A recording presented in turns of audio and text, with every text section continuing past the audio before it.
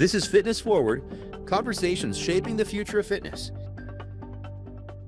Hey, welcome everyone to Fitness Forward.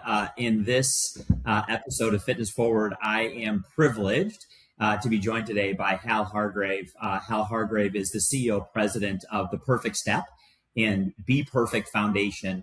Hal's also someone that I've gotten to know over the years, just through industry events, and someone that's really inspired me. I just got to see you a couple weeks ago, Hal, at HFA, and I have to say, it always makes my show to get a chance to talk to you. And as I said to you there, I feel like we're in the wrong roles here because you're the best question asker I've ever met. And even as we were kind of getting ready today and chatting behind, off stage, you're asking me such good questions. And so I hope I can do justice to your question asking skills. But welcome, Hal. Glad to have you on today. Thank you. I will try not to hijack the podcast today because I have a ton of questions for you.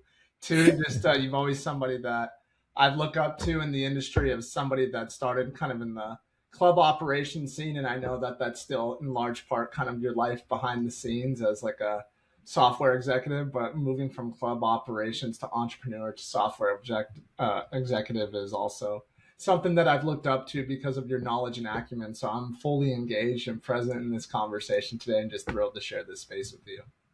Yeah, no, I appreciate it. It's interesting, as we were talking about, I saw your facility, I think it was maybe 10 years ago. Little did I know that we would be on this podcast together someday. I think I was visiting the Claremont Club and was just blown away by what you were doing at The Perfect Step. So, but yeah, I'd love to go back and how maybe talk about, obviously you had an accident and a life-changing event when you were, younger. I think you were around 17, but maybe just talk about that and what happened. And then from that, what led you to, founding The Perfect Step and then again, Be Perfect Foundation?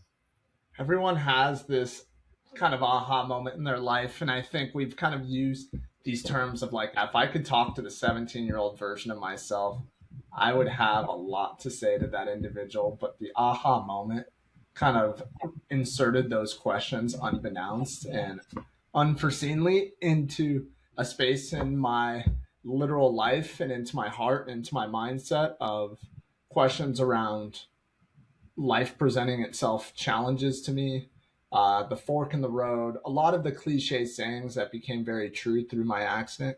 And I was forced to make decisions and act upon certain things that if my accident taught me anything, it was that life was giving me an opportunity and a blessing, not a curse. And if we were to rewind time even prior to the accident, that life for me looked very active. I was a sports buff. I was somebody that was dedicated to my gym of the Claremont Club. Growing up in the city of Claremont, it was a place that I was just this indoctrinated community member and club member that just loved every aspect of fitness and community and integration. And it was a way to elevate my prowess out on the baseball field and in my action sports life. And at the age of 17, my senior year of high school, much like most 17-year-olds, there's a sense of invincibility to how you live. And certainly when you're a jock, you maybe withhold too much of a, I guess you could say, trying to assert an external perspective of being big man on campus. And again, I wish I could have a conversation with that individual. Nonetheless, there was a trajectory of wanting to go into business with my father in the general contracting space, of kind of a tale of a very different story. And also there was a tale of wanting to pursue professional wakeboarding as kind of a career path and something I was very passionate in. And at the very least, there was a trajectory of going off to college after graduation, going to get my business degree, and also playing baseball at Cal State University, Long Beach. So life seemed as if it was clear. It seemed as if how could anything possibly be derailed? I have everything figured out. And of course, at the age of 17, who knows better than you? Your parents certainly don't, right? What could they possibly know? And life had a different plan for me. And as a person of faith, God didn't reject me. He redirected me towards a different path of impact, stewardship, community, support, love. And it was July 26, 2007. I was actually working at the time for my family's general contracting company. It was a month and a half removed from graduation from high school at Claremont High School. And there was debris in the road as I was driving a truck making a delivery. Ironically, it was a delivery of handicap accessible bathroom equipment Wow. to a Home Depot in Las Vegas. We were converting their restrooms to be handicap and ADA accessible. So there's irony in this story. And um, as I was driving up the 15 freeway towards Las Vegas, there was debris in the road. I use the figurative language here to kind of reinforce the analogy of life that we have a tendency as people, in the midst of our own stories, to swerve and miss during difficult times, obstacles, people, things, challenges, and we try to find a different course of action to avoid resistance.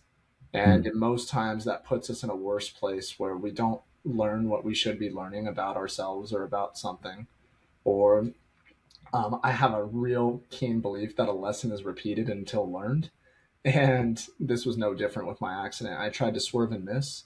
It rolled the vehicle 4 times to an upright halt, crushing the cab on my neck and my back and leaving me as a cervical-level quadriplegic. And the immediate diagnosis was grim. They did not give me much, if any, of a chance to ever walk again, let alone recover and move my upper body and to be independent, and really be self-sufficient. And I refused to accept that narrative. And fortunately, I had an unbelievable community around me, people in the city of Claremont and the ownership and leadership at the Claremont Club that embraced me and said, "You're going to come home and we're going to treat you here." So, needless to say, that was kind of the launch point and the essence of kind of how the Claremont Club really indoctrinated me as member to family member. Yeah. So what a journey, Hal. I mean, obviously, after the accident, there was a long road of recovery, I would imagine, for you, right? In going through clinical rehab and then recovering and all of those things. And so how did that then lead to your life's work now, which is, the perfect step and, what you're doing now? Yeah. At inception point of my accident, you get fully immersed into the continuum of care life cycle and what we know as kind of the medical continuum in the medical field. And I want to pay homage to the great care I did receive. Just, I was blown away by love and support from community, and then all the way trickling through the practitioning, the doctors, the specialists that put me in the best position to succeed. I am a part of the 1% of people that had the good fortune of resources, of finances, of just access that others don't. And I think it was that visibility of the awareness of my story. And I hate comparatives, but I'm using it to create perspective of humbleness and also to recognize my blessings. Was I looked around to my left and right and I'm like, why aren't these people living a similar story to me of access and financial support and reimbursement? And I was having an unsettling feeling even at the age of 17 and 18, and I felt like I can't just sit here as somebody that's been called to duty by God to serve and pay it forward and look around to my left and right and see the people struggling and do nothing about it. And so there became a very obvious call to action there for me to get engaged and to get involved. And at the age of 17, time of my accident, and just a few weeks later turning 18, light bulb moment goes off, and it's like, all right, now I've gotten my physical recovery under me after 8 days in ICU, 63 days in intensive rehab, transitioning to outpatient therapy, and also the Claremont Club opening their arms, getting their trainers trained in their facility, adapted for my care. And I started to have these conversations with my peers in the paralysis community, like, hey, what are you doing at the Claremont Club? How do we get involved and get engaged? And it's like, oh, well, maybe we need to build a full-blown bricks and mortar to service this community that not only wants to get high intensity, high quality care to achieve their dreams, their goals of recovery and walking again, but also this integrative model of working out alongside the able-bodied population Yeah. perpetuates an environment of tenacity, of hope, of resiliency. We're looking outside these glass doors figuratively at the able-bodied population in the other parts of the club and the gym and thinking like, I want to be them. And they're looking transversely at us and saying, oh, wow, they're struggling and they're still grinding. I've got to be doing the same. So there was this sense of this synergistic movement within the club that was a palpable cultural reform. Yeah. And so it was evident that going the route of building the bricks and mortar, the perfect step, build it and they will come, was certain. And then also the exposure to the shortcomings of financial affordability of things like medical supplies, wheelchairs, home and car adaptations, medical equipment, participation in therapy programs. And I remember going to my parents one day after therapy, after I was speaking to somebody that I greatly looked up to. His name was Brian O'Neill, also newly injured, married, had his own electrical contracting business. And it was right around the holidays. So mind you, I get injured in July. I'm getting into intensive therapy around mid-October. And this is right before Christmas in 2007. And Brian says, hey, man, well, I'm not going to see you after the holidays. This really comes down to making ends meet and putting food on the table for my family. I'm not going to be back at therapy. I can't afford this because my insurance isn't covering it. And I just was like, this doesn't seem right. So I went over to my parents that were with me that day at therapy, and I'm like telling them the story, and my dad's like, well, what are you going to do about it? And so I turned around, wheeled right back up to the front desk, and I just said, the Hargrave family will sponsor Brian O'Neill after the holidays. Yeah. Don't take him off the schedule. And so I don't really know what I did in that moment to say that or what I got myself into. And certainly this was going to be a personally driven thing by our family. And by the time we got home, the commute home, it was determined, okay, we're going to start a nonprofit organization. We're going to file for our 501c3 status, and we're going to try to go out and fundraise and support people that are in need. And here we are now in 2026, 18, 19 years removed after the inception of our nonprofit, and we're going into on April 18th. Our 11th annual scholarship gala to really just culminate and celebrate just the success and impact we've been able to make on the paralysis community for nearly 2 decades, to the tune of raising over $10 million for that community with 0 paid staff. And so we've been able to pay it forward and put the money into our program services and ensure that dollars and cents is not going to paid staff. It's 100% volunteer base, and we can impact the people that really need it. Yeah, that's amazing. So talk a little bit about how the perfect step in the model that is that a nonprofit? Is that a for-profit? And the follow-up to that question, you've got an audience here of thousands of gym owners that, we broadcast this out to. And so I'd love for you to talk about that model and what you built there, how that business runs.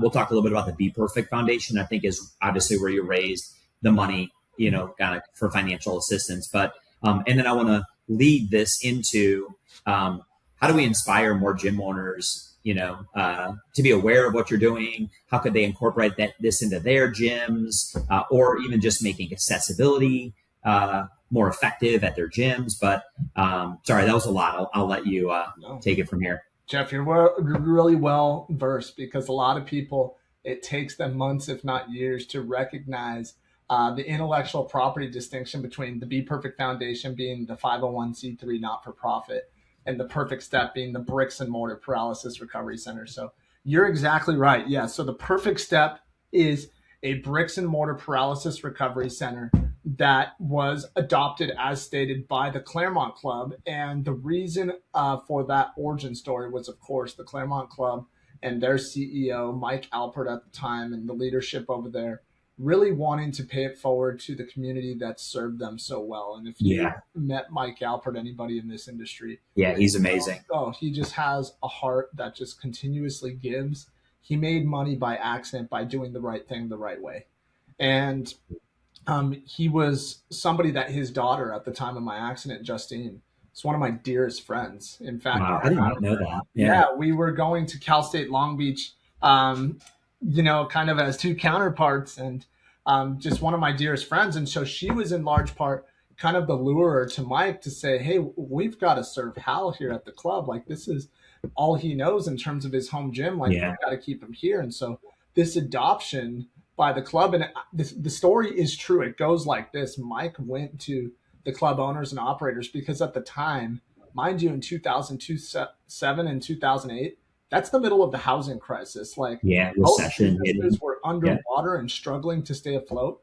And Mike later came clean about this, and he would tell this story himself. He actually made a little bit of a fib and a lie to the club ownership, saying that he wanted to expand the Pilates studio upstairs for the Claremont Club, but at the same time was going to build down below a recovery sanctuary for me, by converting an existing racquetball court and basically making a lower and upper part of the facility to expand their services of Pilates. And so by kind of conjunction of that, the downstairs part of the facility and the accessible part of the facility became my recovery domain. Yeah. And here's what happened was, obviously this was a city that I was born and raised in, still live in to this day. I had so many people engaged in the club. And at the time, mind you, the club was anywhere between 8,000 to 10,000 members. It was a sizable Yeah. private club on 19 acres. Yeah. A full service club with spa, swimming, racquetball courts, tennis courts, just everything, you name it, they have it. And the club members, who are many community members that were very aware of my situation and my recovery, were really engaged by coming by this racquetball court. People, members Yeah. of the community, dignitaries coming in and watching me grind to just find my state of health again. And then there was this traction point of like, this isn't just affecting me in a positive way to Yeah. take me from debilitation to recovery to independence. This is really changing the entire culture component of the club, where people are motivated, inspired. And here's Yeah. what happened, because this happened by accident, was that program built legs. And needless to say, we outgrew that racquetball court. We had to move to a different part of the club and do a tenant improvement. And we grew that facility from one client, one space of 700 square feet, to then moving over to 3,200 square feet with 17 clients at a different part of the club. We outgrew that space and grew to 54 clients and over 5,000 square feet. And then we outgrew that space of over 70 clients and moved to 7,000 square feet of tenant improvement. And it was just basically this snowball effect. And we started to recognize this because in the year 2013, when we officially put a namesake on it of the Perfect Step, and it became a more formalized institution of care, Yeah. with continued education, intellectual property, like basically domestic visibility and credibility at this point, the club's trajectory really changed. And it started to impact the club in positive ways. Mind you, this was a year in 2013 that Yeah. ACH had been implemented. And kind of the older generation was like, I'm out. I'm not going through a time of change. And what ended Yeah. up happening was our membership attrition rate actually skyrocketed. And we went from a membership attrition rate of around 22% to an industry low of 13%. And so Wow. it fell by 9%. And you can imagine, under 3,400 units of billable units of family and single memberships, to recoup an additional nearly 300 members. We're like, what are we doing here? What is working? So we go to the Yeah. members and we say, what's changed? Because this is not adding up to us. And by way of survey feedback, it was almost a universal consensus across the board. They said, it's been integrative programming, like the Perfect Step, the Living Well After Cancer program, the diabetes program, the Pedaling for Parkinson's program, that has me feeling so good about what's going on at the club that I want Yeah. to raise my kids around this empathetic environment. Yes. Mind you, at the Yes. same exact time, our employees at the club, we had an employee retention rate that year fall from 12.8% down to 8%, a 5% change under 280 employees. And so we recouped an additional 20 to 25 employees.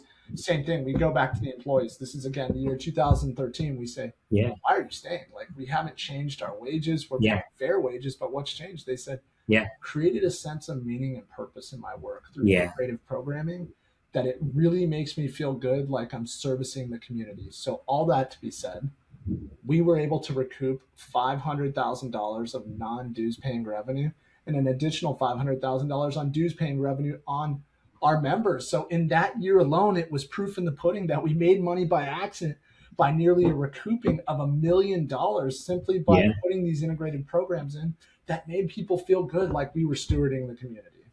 Yeah.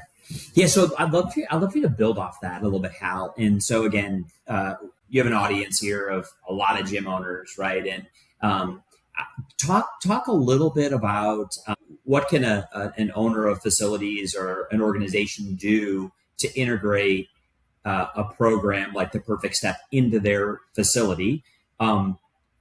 Is it you have to have a separate space and kind of dedicate the 3,000 to 5,000 square feet? Is there a way to integrate that into your course of your business without that dedicated space? Just talk about what are the opportunities, because clearly you just shared the positive impacts. Well, you're bringing up a real big touch point. I think for us, everybody's driven by numbers. So if you're a club owner and operator on this, and you have a fiduciary responsibility to your business, like your very first question is going to be, this sounds great in theory. I want to know more about the concept of the deliverable of what integrated programming is. And in this case, a paralysis recovery program. And even if it is great in theory and it services well and it gets results, are the population markets really there? Well, here are the numbers.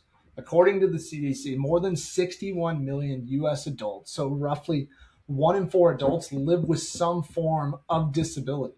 And about 12% of those adults, so around 31 to 32 million, report a mobility disability. But here's where it gets even more crazy. Data from the US Census Bureau further indicates that approximately 6 to 7 million people use mobility and assistive devices, including around 2 million or just shy of that are wheelchair or scooter users. So mind you, that is self-reported data to the US Census Bureau. So that's very conservative. It's probably unlikely something much more.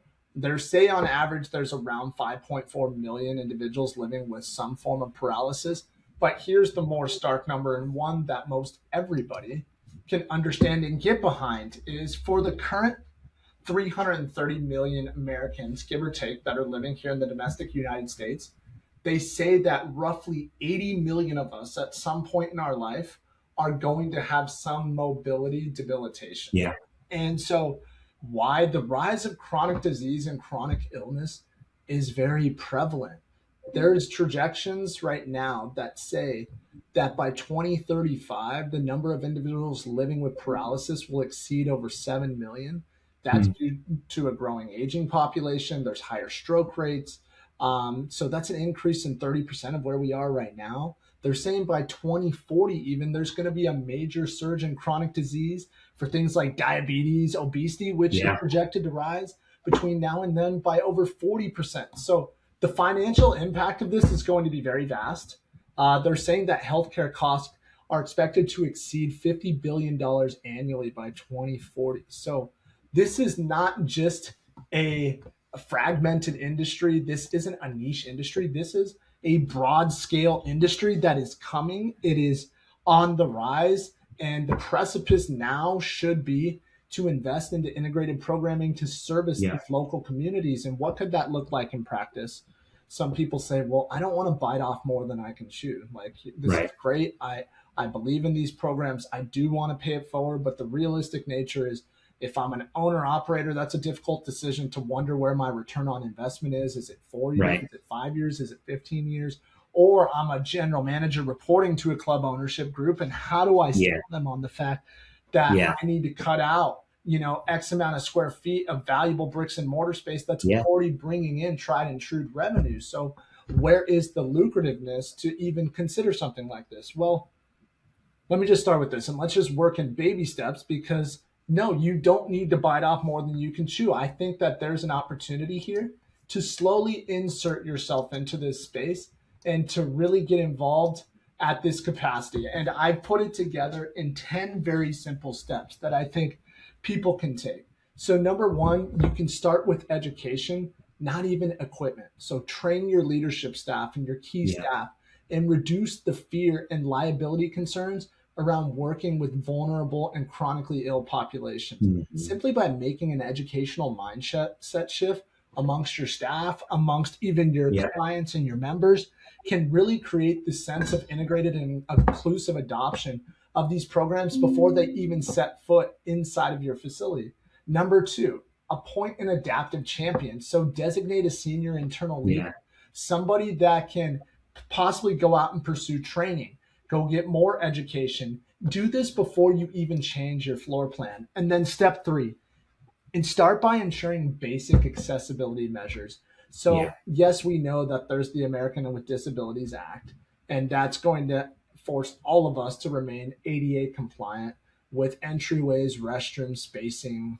But look at the construct of your gym, your existing equipment, because this isn't necessarily ADA. Is there enough room in between each equipment for somebody to go and transfer on it, and to utilize your existing equipment?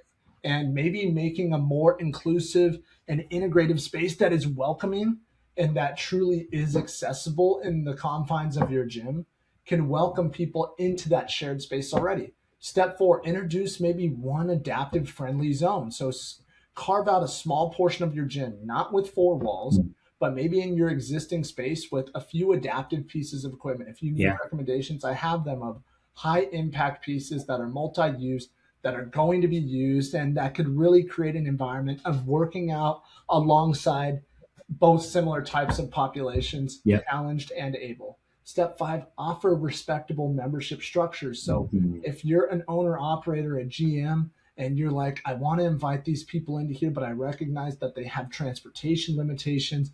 They might have limitations of the need of having a family member there.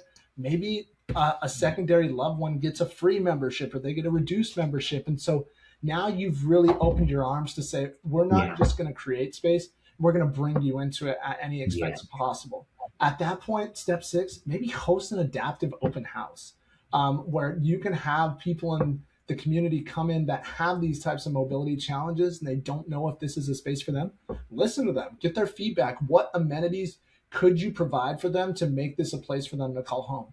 And then step seven, build referral and community partnerships. Talk to hospitals, talk to rehab centers, talk to local providers and ask them, hey, if we provided a space, would you refer to us? Can we partner with you? Step eight, pilot one integrative adaptive program. So adaptive strength training, selected types of populations, service the diabetes population, the cancer population.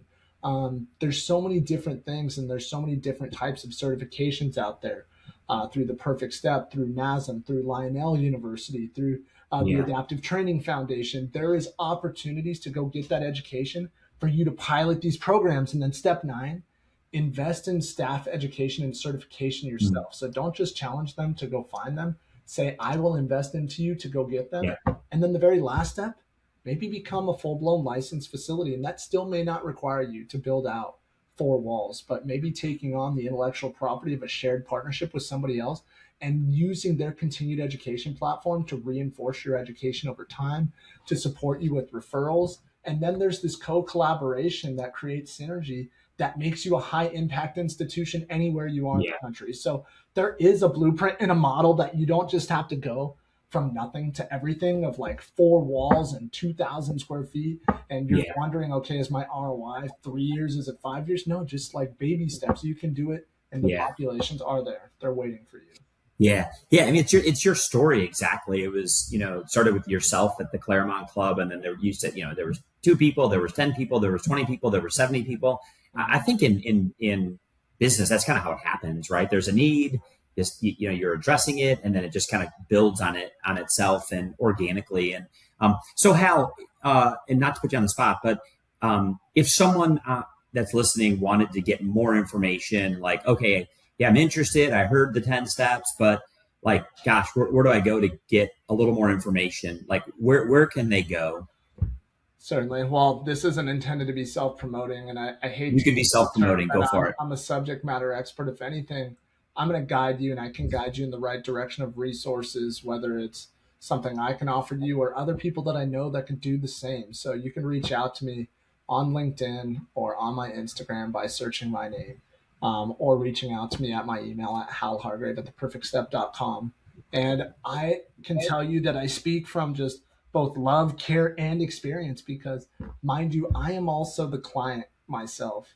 I'm a consumer of our own service here at the Perfect Step, much like I was at the Claremont Club. I'm looking at all the nooks and crannies and the gaps in our model of care, both from a fiduciary sense, from a practical sense, from a methodological deliverance sense. I'm looking at staff education, training, and nothing is going overlooked because there is no such thing as too high quality of care. And I can tell you that my role has shifted in my company. I've gone from an operator to entrusting a team of two great ladies in house that are running my day-to-day operations and have amassed us to a new level of revenues and client impact. And I've been able to focus on things like partnership, education, and advocacy work. So I'm totally, and I've made myself completely available to anybody that wants to engage in conversation on best practice, on business startup. And I am not the business guru. I'm talking to the guy that is, and somebody that's built clubs, somebody that's built platforms and entrepreneurship, and also amassed Daxko to over 19,000 locations and millions of members worldwide. So I think between both Jeff and I, we can partner with you to find the right solution and the right avenue to make a successful launch for your integrated program. Yeah, for sure. Yeah, it was interesting when you were talking about, you're a customer and you're running the business. You know what it feels like. It's similar, somewhat similar to my situation.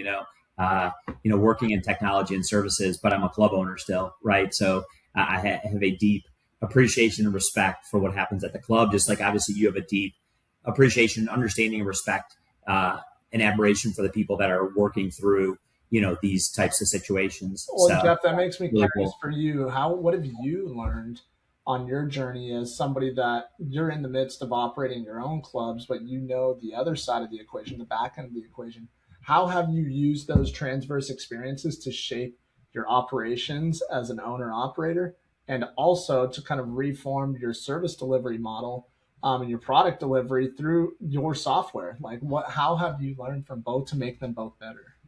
Yeah. All right. I love this because now everyone's getting a picture for what a good question asker you are. So, Hal, I think it's, for me, and this is kind of, the direction that we're really heading in Daxko is, we exist for the benefit of our customers. And I think for me, as a technology and service provider, we have an amazingly talented group of, team members here. Most are much smarter than me. But most importantly, we need to understand where we fit in the ecosystem. We're not out on the front lines, delivering services. We're supporting, inspiring people that do, like yourself. And so, it's important for us to make sure that we're leveraging technology and now AI, right? Which is, I could not be more excited about. Like, how are we embedding all these tools like into our products and things that we deliver so that the customers, the clubs that we serve can, grow their business, serve their members better, reduce manual tasks by automating, like all of these things. It inspires me, I think, because I lived it. I work day to day in the clubs. I'm not anymore. I have a great management team that runs my club business, but I have this deep respect and appreciation for the level of effort. And so it just inspires me and drives me to deliver for our customers. Well, Jeff, you bring up the world of AI, and I've even been approached, of how we're using AI. And mind you, we're in a very hands-on type deliverance model of our methodology, because what we practically provide here at the Perfect Step is a methodology that's rooted in load-bearing exercise and neurological repair. And so a lot of our predication of our methodology and practice is rooted in trying to provide input signals into the body as a specialist that's providing sensory and proprioceptive input for the body to try to produce motor function output. So all of that is fully hands-on. Yeah. And so the incorporation of AI in that sense, not really there. It could be in kind of the automated sense of how we run our business. Yeah. But for you, I want to bring this up because it's important for all of us, I think, to maintain something that is human-centered solutions that still have a 100%. human element. So with kind of the rise of AI and the incorporation maybe into your operations for your clubs and for your softwares at Daxko, how have you still maintained the Yeah. perspective and the sense of being human-centered? Yeah, absolutely. I love it. So how the software company I founded 18 years ago is named Club Automation. It's one of the Daxco portfolio companies. And it's just that. Think about, the automation and we would get this question all the time, like, oh, but we want to have human interaction. And the whole idea is like no more human interaction, right? If you can automate tasks that are very manual, like it frees your people up to have more human interaction. And ultimately, I think no matter what happens with AI, if you think in the fitness industry, there's in essence what has not changed is clubs want to get more members, you want to get more customers, you want to retain those members and customers, you want to upsell them and understand what they like and what they might participate in that they're not participating in and how do you communicate with them, right? And then also just automate the mundane tasks that you can be more proficient and then also spend more time with people. So I think fundamentally at the club itself, things haven't changed. And what I'm just excited about more than ever is like we now have the tools to deliver even more of what's always been our mission to kind of hit those four pillars. And we can do it really effectively. Well, I always love hearing from other just mentors, leaders in the space, and somebody like yourself that is an entrepreneur and owner that I look up to because obviously all of us are in the midst of kind of that next wave of change, and we all have, Yeah. as business owners, and operators, kind of that 5 year trajectory plan, and we certainly do too. But wondering where the next, kind of domino is to fall in the field of kind of the adoption of AI and how we stay as Yeah. pioneers and cutting edge and on the forefront to make sure that through our practical deliverance, we're incorporating technologies and Exactly. things that don't become foundational, but very Yeah. supplemental that amplify us. We've got to be doing that and stewarding that as well. So hearing Yeah. about those shared experiences gives me the perspective of where to focus on next. Yeah, you literally hit the nail on the head when you said practical, right? So it's like technology can be interesting for technology, but does it have practical application that really benefits our customers? And there's a ton of it with AIs. I feel like you did the master class of flipping the interview. And like I said at the beginning, thank you for joining me today.